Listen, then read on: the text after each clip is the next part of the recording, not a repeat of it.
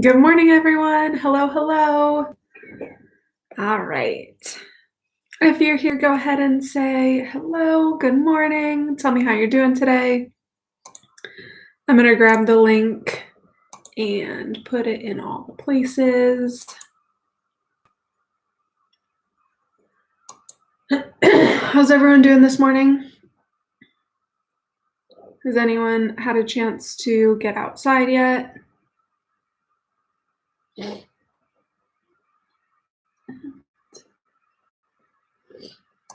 I know, hey, Gunika, I know I haven't gotten outside yet. I just haven't gotten a chance yet. I'll go outside in a little while. Morning, Mrs. Garcia.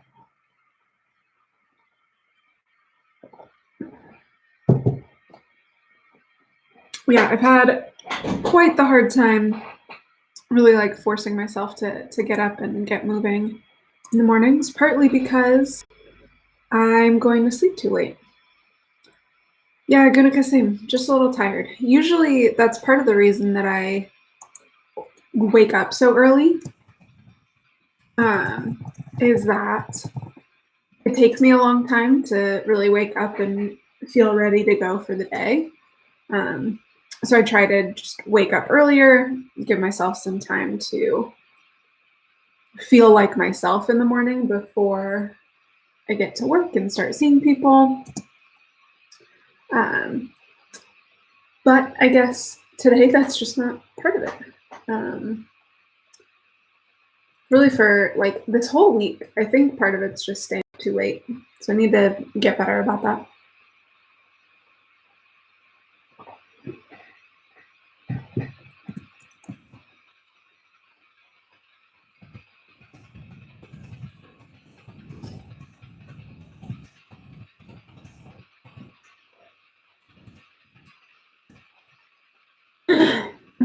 All right.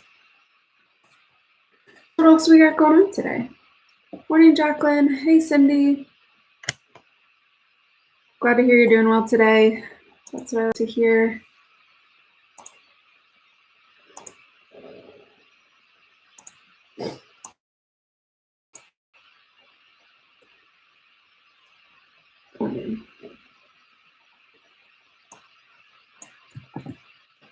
What all do we have going on in our classes? Are we starting to wrap up a little bit? Do we still have tests or projects or whatever else going on?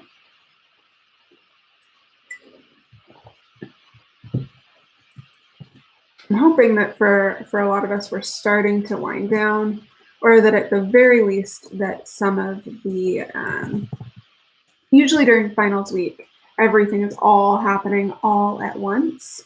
Sort of hoping that that goes away a little bit now that we're in sort of this wacky time. Oh, Garcia, Thursday's a favorite day because we get to play games. That's fair. That's a good time. I might be missing the games tonight because I think I'm going to see the band concert tonight. Hey, Mom. Gunica finals tomorrow and Monday. Awesome. Good morning, Alicia. Hey, Marissa. Hey, Mrs. Savage.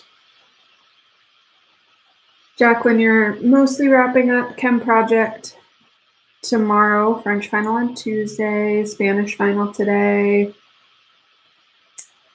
Yeah. Yeah, I think there's a lot of that sort of wrapping up mode happening.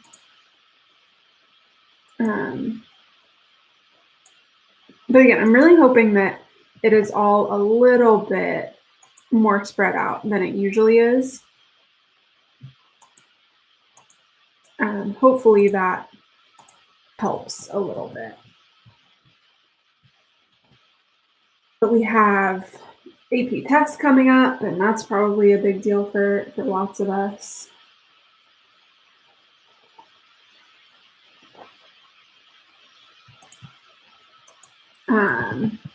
And so I'm curious if any of you are taking other AP tests and when those are going to be, how are we feeling about them?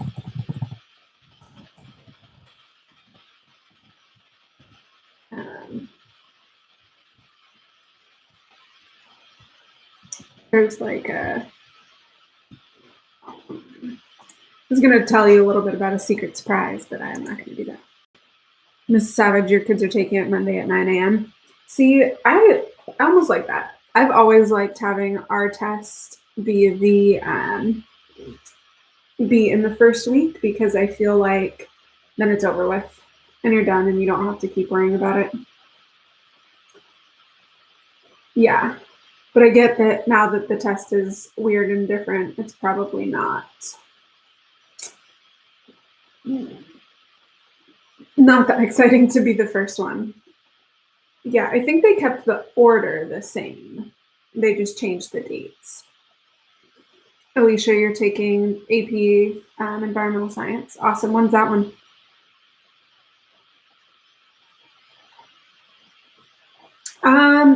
So Ms. Savage, I can't speak for everybody, but our test has always been the first Wednesday, an 8 a.m. test, at least for all the years that I've been teaching it, which, to be fair, isn't that many, but it's always been the same. It's always been 2 weeks, Mrs. Savage. Alicia, yours is on May 18th. Oh, so you're one of the second week ones.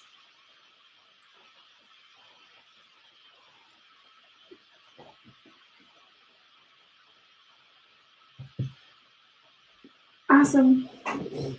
Hey, Dad. You did great on all your AP tests in 1975. I mean, it counts for something. I did pretty dang well on all my AP tests a while ago. Not in 1975. I think the tests have changed a little bit since 1975, though. You know, just saying.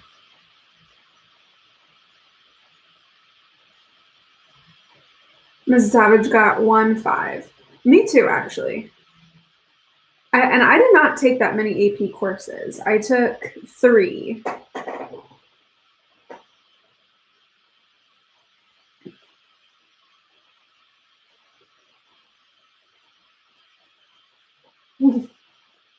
Ms. Garcia, great point. It has changed since 2019. Even before all of the coronavirus stuff happened, the AP Lit test had already had some really big changes. So there's that. Miss Savage, you took 5 tests, but not physics. Yeah, I took 3 AP classes, but none of them were English. Daddy got a 4 and a 5, history and English. I mean, I know that you are not an overachiever, but it does not surprise me that you did well. Because on those tests, that makes sense to me. Oh, you took physics, but physics hasn't changed for years. That makes sense. Yeah, English has changed since last year, even before COVID, but I never took the tests in high school, so I wouldn't know. Because I didn't take those classes in high school. Such as life. All right, I think we should get into our poem for today. Today's is a pretty short one.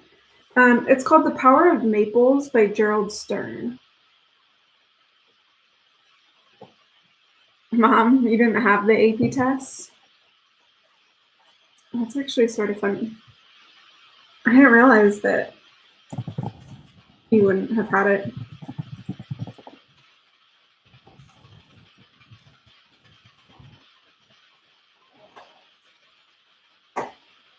Okay, so this is The Power of Maples by Gerald Stern. If you want to live in the country, you have to understand the power of maples. You have to see them sink their teeth into the roots of old locusts. You have to see them force the sycamores to gasp for air. You have to see them move their thick hairs into the cellar. And when you cut your great green shad pole, you have to be ready for it to start sprouting in your hands. You have to stick it in the ground like a piece of willow. You have to plant your table under its leaves and begin eating. There you go. And I like this. Each one of these poems in my books have a little bit about either the author or the poem here.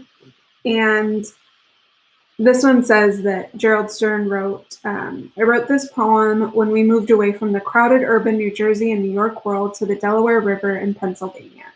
I suddenly became schooled in some country things and saw the destructive as well as the gentle, healing, ornamental quality in nature. The dear maple, tree of our suburban ornament, was, after all, a terrifying and relentless force one learned to respect. I thought that was a really fun description of sort of like what that poem's about.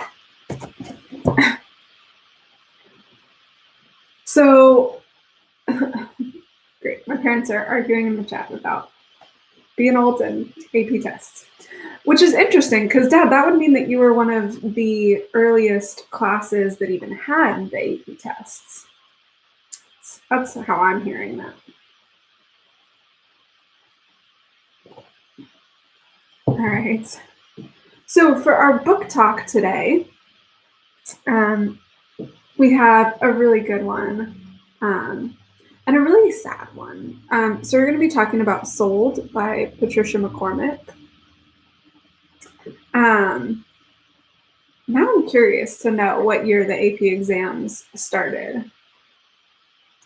So we're going to be talking about Sold by Patricia McCormick, which is a great book.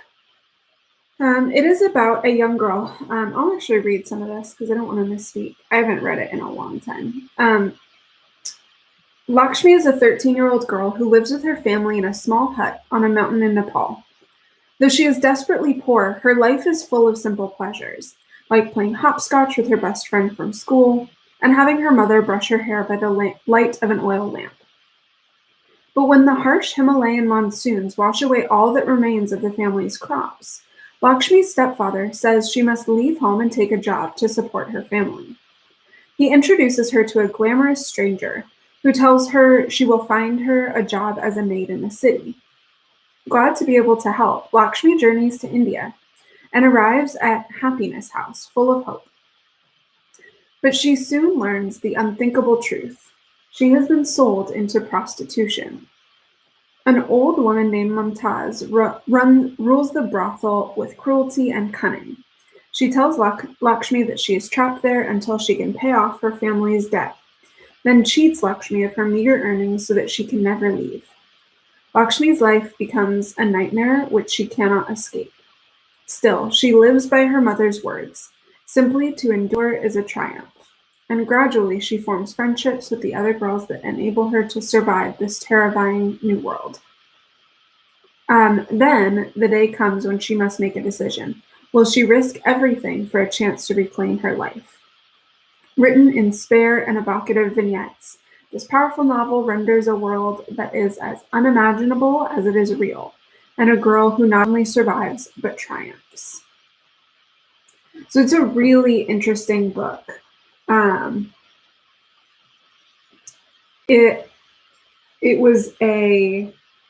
It's fictional, right? Lakshmi's story is fictional, but it does mimic a real life, real stories. Oh man, see, I knew my teacher friends would get on the research train. Miss Garcia says that the first AP exam given nationally was in 1956, so they did have AP tests in the late 60s. Miss Savage, you have files going back into the 70s. I think I do too for our test. So I wonder if they only had certain tests in the 50s and 60s. And I actually, Mom, would not be surprised if they just didn't have them at your school. Sorry. You went to a very small school, Mom. That's all I can say. So yeah, like I was saying about Sold, it's we could almost call it a historical fiction, except it's not talking about a different time. It's talking about modern day. And we often talk about slavery as if it's this like really old a thing that's gone now, right? And slaves don't exist. Slavery is not a thing anymore. but it really still is. All over the world, people are being bought and sold. Um, Sometimes, like Lakshmi, with their consent, but not with full information. They think they're going off to jobs, but they're being sold into slavery. Uh, and so I think this story is a really interesting perspective on what that looks like and how traumatizing that is. Um, so yeah, I think it's hard for um, it's a hard book to really take in and realize is a real thing that's happening out in the world. But I think it's a great book for opening your mind to understanding that without it getting too depressing or sad. It is sad. The topic is sad, um, but the main character Lakshmi is really hopeful and lives with this belief that things will get better, which makes it a much more fun and interesting book to read. So I really recommend Sold if you are interested in sort of world events or social justice issues. It's a really powerful book. Um, and then maybe tomorrow I'll recommend a book that is similar but like a nonfiction version of it. This is fiction. It's a story, but it's based on real events and real issues in the world. Yeah, there you go. Oh man, still talking about AP tests in the chat. I love it. Yeah, that's what I was thinking. Is mom, because you were in a rural school, you probably didn't have them in your school.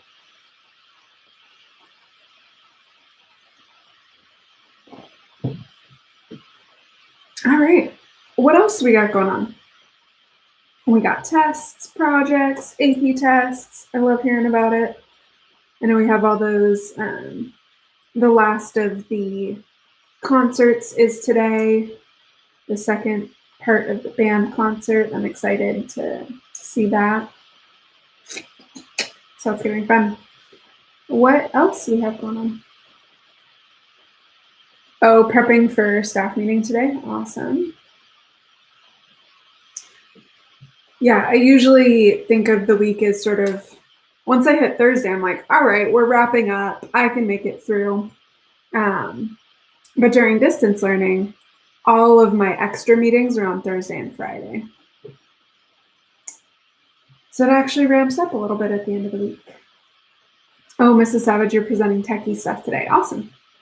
I don't want to ask questions. Surprise me. I'm excited.